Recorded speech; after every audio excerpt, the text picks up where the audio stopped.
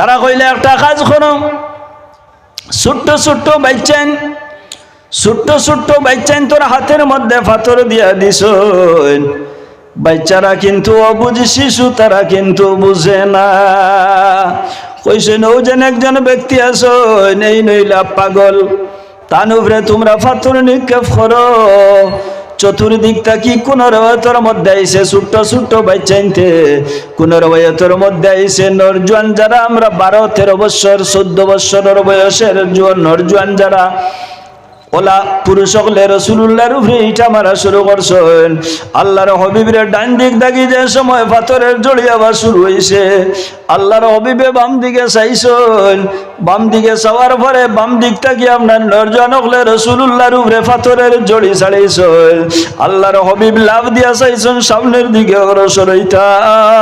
আল্লাহর হাবিব যে সময় সামনের দিকে অগ্রসর হইছেন, রাসূলুল্লাহর সামনে থাকি পাথর হল নিক্ষেপ করা শুরু করছেন।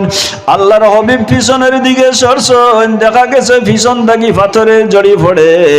কোন রওয়ায়াতের মধ্যে আইছে রাসূলুল্লাহর উপরে ও পরিমাণ পাথর নিক্ষেপ করছেন, দুনিয়ার কোন মানুষে একটা পাথরের ইটা যারা সম্ভব নয়। আল্লাহর নবীর শরীর অত শক্তি আল্লাহ দান করছলা, আল্লাহর নবীর শরীর আল্লাহ এত রক্ত দান করছলা, আল্লাহর নবীর শরীর আল্লাহ এত সৌন্দর্য দান করছলা। রাসূলুল্লাহ ফরমান যেমন আকাশ থাকি বৃষ্টি বর্ষণ হইতেছে, এইভাবে পাথর গুলাই আমি রাসূলুল্লাহর উপরে পড়ে। আল্লাহ জানে আমার হাবিব আপনি তাইফের ময়দানে থাকো, জিবরিল আমিন আলাইহিস সালাতু ওয়াস সালাম রাসূলুল্লাহর কাছে উপস্থিত। রাসূলুল্লাহর কাছে আয়া জিবরিল আলাইহিস সালামে ফরমান ইয়া রাসূলুল্লাহ আপনি কি চাও, আপনার শরীর থেকে রক্ত বাইরর। আল্লাহর নবী ফরমাইন জিবরাইল আমি এই পৃথিবীর মধ্যে একটা জিনিস চাই, আমার উম্মত, আমার উম্মত, উম্মতি উম্মতি। আল্লাহর হাবিব 12 রবিউল আউয়ালের দিনে সোমবার দিনে আল্লাহর হাবিব সুবহে সাদিকার সময় জন্মগ্রহণ করছেন। আল্লাহর হাবিব যে সময় জন্মগ্রহণ করছেন, মায়ের কুল থেকে মাটির মধ্যে পড়ার পরে রাসূলুল্লাহ সাল্লাল্লাহু আলাইহি ওয়াসাল্লামে কইতেছেন উম্মতি উম্মতি, জুড়ে বলো সুবহানাল্লাহ।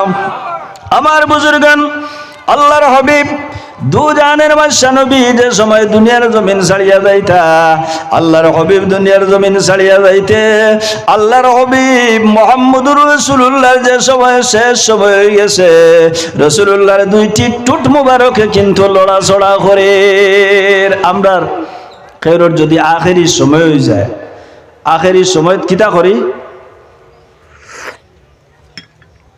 আওলা দখল তাহলে নিকটে যাই নানি, মনে হয় বাবাই আমারে কোনো কিছু হইতা নানি, মাইজি আমারে মনে হয় কোনো কিছু হইতা। মানুষ নিকটে যায়নি না সরি যায়, জি নিকটে যায়। আল্লাহর হাবিব সাল্লাল্লাহু আলাইহি ওয়াসাল্লামের মায়ার স্ত্রী হযরত আয়েশা সিদ্দিকা রাদিয়াল্লাহু তাআলা আনহা রাসূলুল্লাহর ঠোঁট মুবারকের নিকটে খান নিছেন। নেবার পরে শোনা যায় রাসূলুল্লাহর মুখ থেকে, রাসূলুল্লাহর জবান থেকে উম্মতি উম্মতি শব্দ বাইরর। আল্লাহর নবী যে সময় দুনিয়ার জমিন ছাড়িয়া বিদায় নিতা, নেবার আগ মুহূর্তে আল্লাহ আজরাইল আলাইহিস সালাতু ওয়াস সালাম রে পাঠাইছেন। ও আজরাইল আমার নবীজির নিকটে যাও, গিয়া আমার নবীজির সালাম করিও। আজরাইলে আমরা রে খেরুরে আইয়া সালাম করবানি, জি করছনি। উদালি রাজবাড়ি বাজার সিটে দি খেও আজরাইলে আইয়া অনুমতি লইছনি বলে তোমার শেষ হয়ে গেছে সময় আইসলাম, যদি মান্য থাইলে নিতাম, আর যদি মান্য না রইতাম কিরা ইমাম সাহেবিল্লা কইছনি, কইনি আজরাইলে। জি আমার বন্ধুগণ, নবীগণের ঘরের মধ্যে প্রবেশ করতে ইজাজত লাগে। আর এই নইলা 1,23,999 নবীগণের নবী, এই নবীর কাছে আজরাইলে গিয়া ইজাজত চাইতেছেন। হযরত আজরাইল আলাইহিস সালাম নবীদের সামনে গেছেন, গিয়া কইলা আসসালামু আলাইকা আইয়ুহান নবিয়্যু, ইয়া রাসূলুল্লাহ আল্লাহর পক্ষ থেকে আপনার উপরে সালাম। আর আপনি রাসূলুল্লাহ যদি থাকতে চান তাহলে থাকতে পারবা। আর আল্লাহর হুকুম হইছে যদি আপনি যাইন গীতা হইলে যাইতে পারবা। আল্লাহর নবী ফরমাইলো, আজরাইল এই পৃথিবীতে আসার পরে আমার যে সমস্ত আশা আকাঙ্ক্ষা ছিল আজরাইল, আমার সমস্ত আশা পূর্ণ হয়ে গেছে, কিন্তু তিনটি আনন্দ আমি তোমার কাছে রাখবো। আল্লাহর দরবারও গিয়া সেই আরজ পেশ করতে লাগবে। সুবহানাল্লাহ। নাম্বার 1, ও আজরাইল আমার আল্লাহর দরবারে যাও, আমার আল্লাহর দরবারে গিয়া হইও আমি যে দুনিয়া ছাড়িয়া যাইতাম, আমার উম্মত রেখার হাত আমানত রাখিয়া যাইতাম। আরেকটা আরজ হইল, অন্যান্য নবীর কওমে গুনাহ করার পরে তাদের চেহারা পরিবর্তন হয়ে যাইত। যেমন অন্য নবীর কওমে গুনাহ জঘন্যতম অপরাধ করলে তার চেহারারে আল্লাহ বদলাই লইতা। কেউরর শুকরের চেহারা হয়ে যাইত, কেউরর গরু গাভীর চেহারা হয়ে যাইত, কেউরর ছাগলের সুরত হয়ে যাইত। আল্লাহর নবী আল্লাহর দরবারও দুইটি হাত উঠাইয়া দোয়া করেন, যায় আল্লাহ আমার উম্মতে যত গুনাহ করুক না কেন, আমার উম্মতের গুনার কারণে তাদের চেহারারে পরিবর্তন করিও না। আল্লাহর দরবারও নবীজির সেই দোয়া কবুল হয়ে গেছে।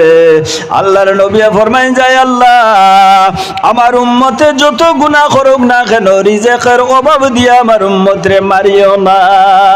উদালি রাজবাড়ি সিটো ইলা মানুষ আসেননি বলে না, 3 অক্টাকে খানি খাইবার খাইতরা না, উপাস মারা গেছে নি। 10 বছরের ভিতরে ইলাকে উপাস মারা গেছে নি। জি খার হোক দেখাও রে বাবজি ঠাকুর চিনো না। রাসূলুল্লাহ যদি দোয়া না করতা এখন পর্যন্ত উম্মতে মুহাম্মদীর মধ্যে বহু মানুষ উপবাস মারা গেল।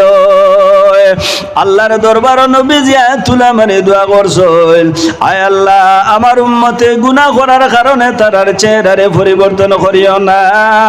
আয় আল্লাহ আমার উম্মতে গুনাহ করার কারণে তাদের রিজেকের অভাব দিয়া মারিও না।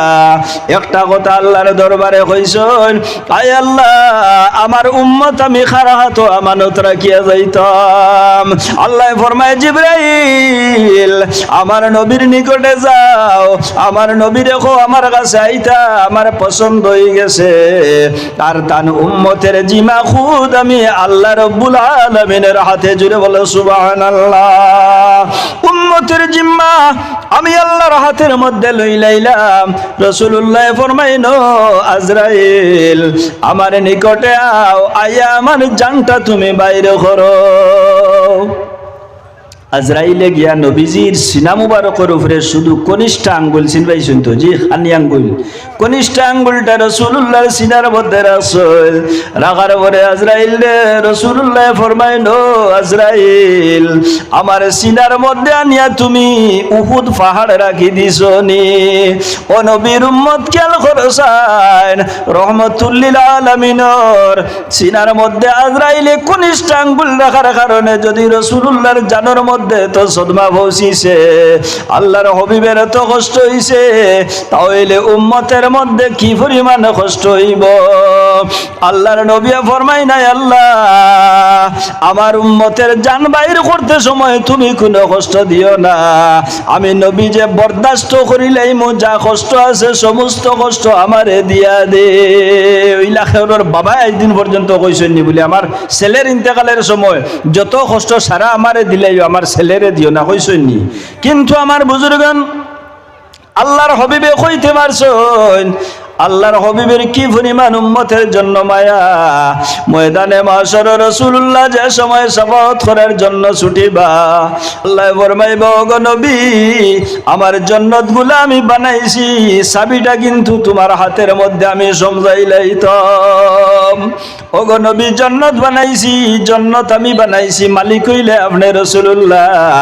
এখন দেখা গেল জান্নাতের মালিকের সঙ্গে যদি সম্পর্ক থাকে তাহলে আমরা জান্নাতে যাওয়ার আশা আছে কিনা।